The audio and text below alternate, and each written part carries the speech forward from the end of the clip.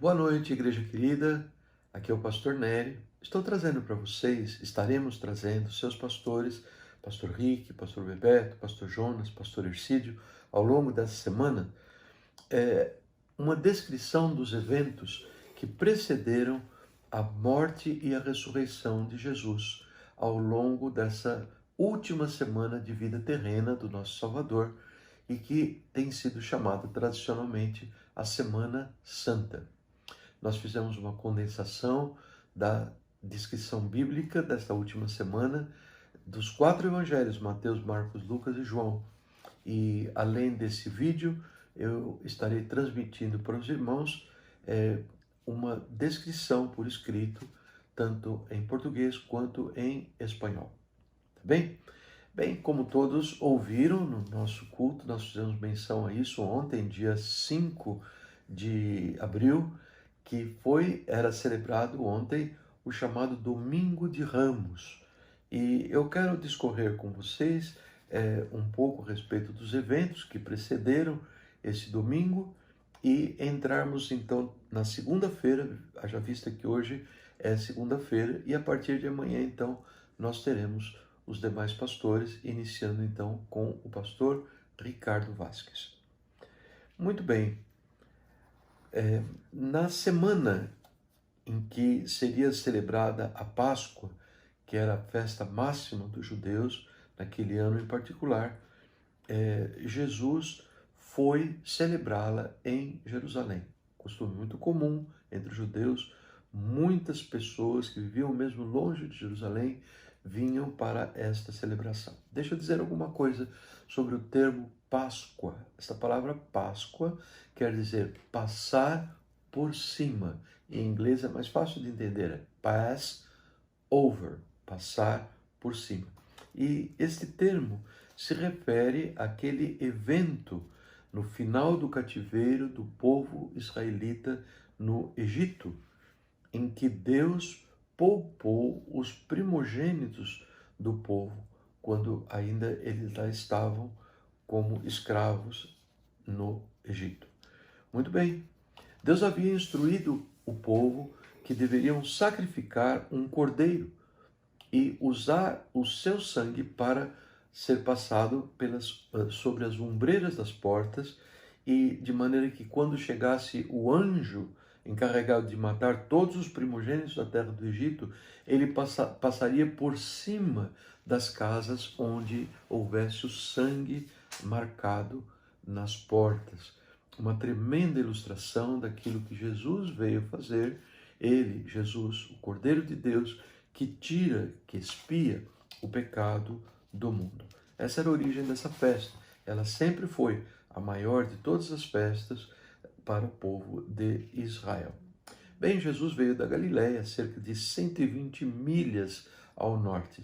Ele e seus discípulos, provavelmente alguns parentes juntos, o povo viajava em grandes grupos, seria arriscado viajar sozinho, haviam perigos, ladrões ao longo das estradas. Jesus veio essa longa distância, mais de 200 quilômetros, com os seus relacionados lá da região onde ele vivia, que era o norte, a região da Galileia.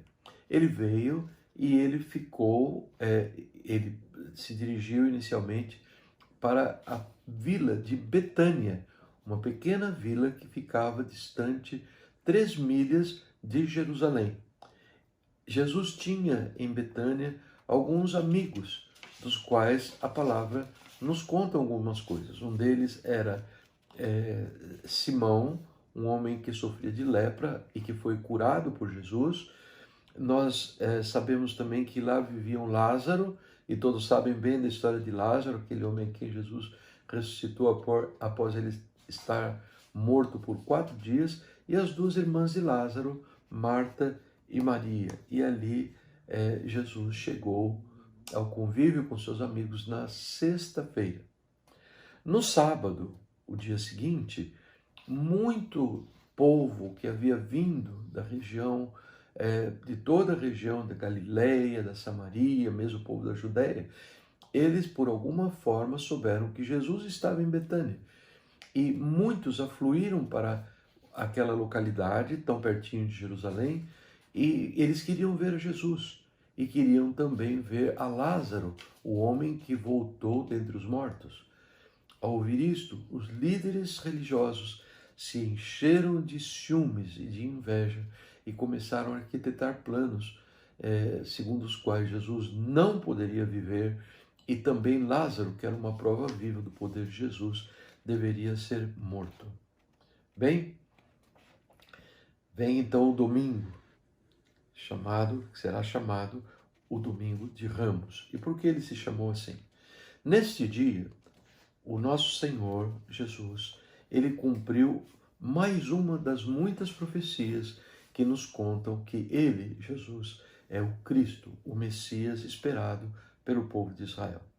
Jesus saiu de Betânia, 3 milhas distante de Jerusalém, conforme eu disse, e ele foi com seus discípulos percorrer aquela pequena trajetória. Bem, quando eles chegaram numa localidade chamada Betfagé, os seus discípulos tomaram emprestado um burrinho sobre o qual Jesus se assentou, e na medida que ele prosseguia naquele trajeto, as pessoas que haviam visto tantos milagres serem feitos por Jesus, eles se colocavam no caminho e colocavam os seus mantos para que o burrinho pisasse sobre os mantos. E o povo começou a se aglomerar cada vez mais, formando uma grande multidão e gritando a plenos pulmões: Hosana, Hosana, Hosana. Essa palavra quer dizer: salva-nos, ó Rei, salva-nos, ó Messias. Hosana ao que vem em nome do Senhor. Bendito seja o Rei que vem em nome do Senhor. Paz na terra e glória nas alturas. Alguns inimigos de Jesus que estavam misturados com a multidão reclamaram com ele, dizendo que ele devia mandá-los calar, mas era impossível conter os brados de glória e os louvores. E Jesus lhes respondeu: estejam certos de uma coisa, se eles se calarem, as pedras clamarão. E o povo seguiu clamando, gritando, exultando no nome do Senhor. E Jesus, quando chega no alto do Monte das Oliveiras, que dá de frente à cidade de Jerusalém, ele para e ele tem uma visão da cidade magnífica lá embaixo, e Jesus se põe a chorar, lamentando que o seu povo tinha um coração tão duro e que havia rejeitado a paz anunciada por Deus através dos seus mensageiros, e que este plano, se eles os tivessem acatado, os levaria para uma vida de vitórias, mas pelo contrário, havendo rejeitado os mensageiros do Senhor e agora o próprio Messias, eles estavam condenando a si próprios a uma completa destruição. E a destruição de Jerusalém veio acontecer alguns poucos anos depois deste evento. Jesus entrou em Jerusalém. Ele o fez, conforme as profecias, pela chamada Porta Dourada, e meio à ininterrupta aclamação por parte do povo: Hosana, Hosana ao que vem em nome do Senhor. E aqueles que não sabiam de nada perguntavam a outros: quem é este homem? E eles respondiam: este é o grande profeta Jesus, que veio da Galileia, que veio de Nazaré. Uma vez dentro da cidade, Jesus foi ao grande templo, observou todas as coisas ao redor. Então, quando já era tarde, ele e seus 12 discípulos regressaram para a vila de Betânia, onde passariam a noite. E esse foi o final do Domingo de Ramos. Nós entendemos que Jesus, ao entrar, o povo abanava ramos de palmeiras, galhos de outras árvores, e isto conferiu a esse domingo, o domingo que precede o domingo da ressurreição de Jesus, sobre o qual falaremos um outro dia, foi conferido a esse domingo o nome de Domingo de Ramos. Bem, hoje é segunda-feira. Meu intento é contar de uma forma resumida para vocês o que aconteceu na segunda-feira, o segundo dia da Semana Santa, a última semana de Jesus, fisicamente como homem na terra. Jesus saiu de Betânia em direção a Jerusalém. Ele estava com fome e buscou frutos numa videira, numa figueira. Mas, tendo encontrado somente folhas, ele ordenou que aquela figueira jamais desse fruto.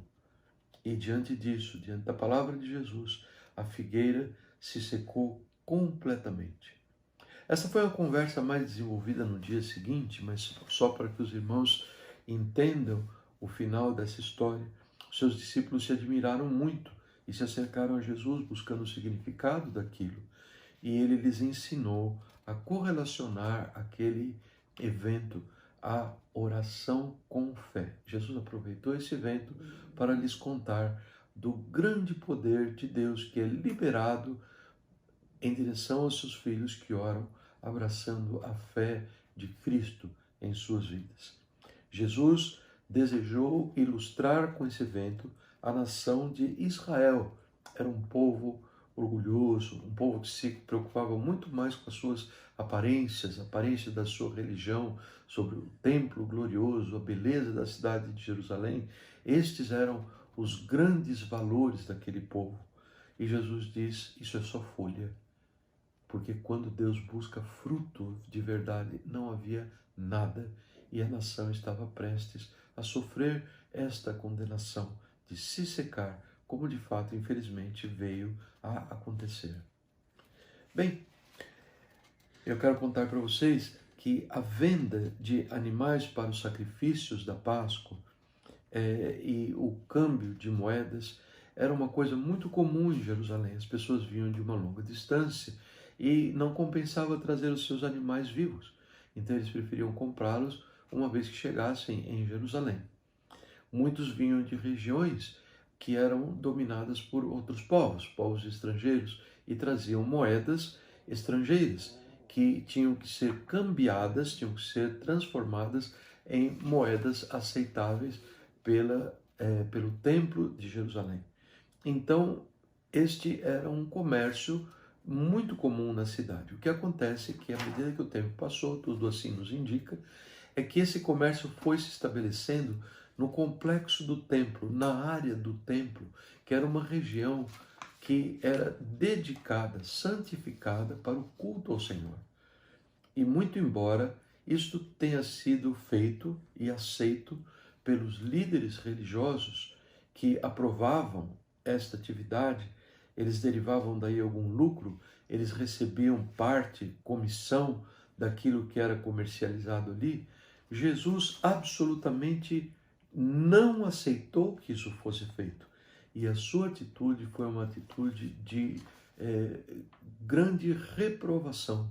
Ele chega lá e ele vira a mesa dos cambistas, ele expulsa aqueles que vendiam animais e, quando questionado sobre isso, ele diz em bom e alto som, para que todos ouvissem, que a casa do Senhor não poderia ser profanada como aqueles homens estavam fazendo.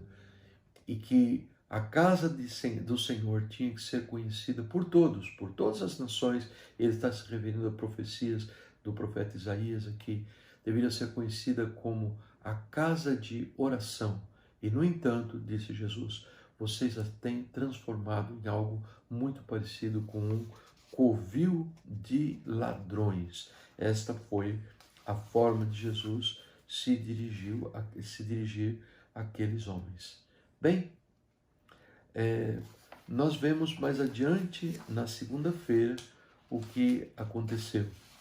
Ainda no complexo do templo, depois dessa comoção toda, pessoas começam a trazer a Jesus cegos, aleijados, num bom número, nós não sabemos quantos, mas significativamente um número de pessoas que sofriam dessas enfermidades vieram e foram tratadas pelo poder maravilhoso de Jesus que as curou.